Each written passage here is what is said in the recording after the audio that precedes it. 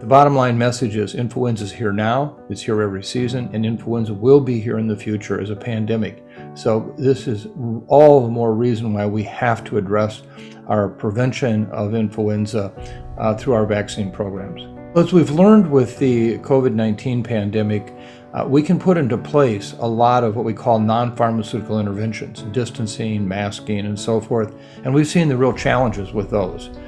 They will only in part limit transmission. People often are not likely to comply with long-term recommendations for these types of interventions. So the real foundation of our response has to be vaccines.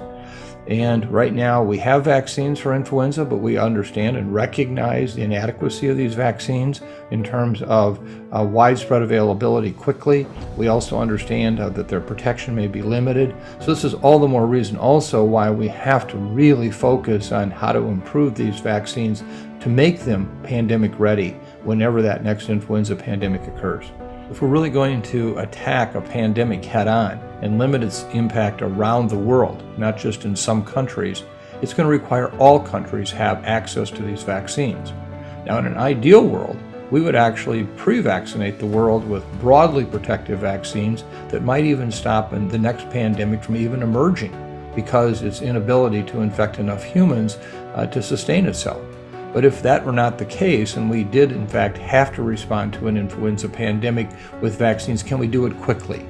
We're learning that just having a technology in the COVID-19 world doesn't mean that it can be translated quickly into vaccines in people's arms around the world. What now we can do is have individuals in leadership positions, whether it be in government or in business or academia, actually understand, oh my, this would be the implication of an influenza pandemic that we hadn't previously realized. Who would have thought, for example, that the kinds of impacts we're having today on supply chains of critical products around the world would suddenly bring the global economy potentially to its knees? A simple virus did this.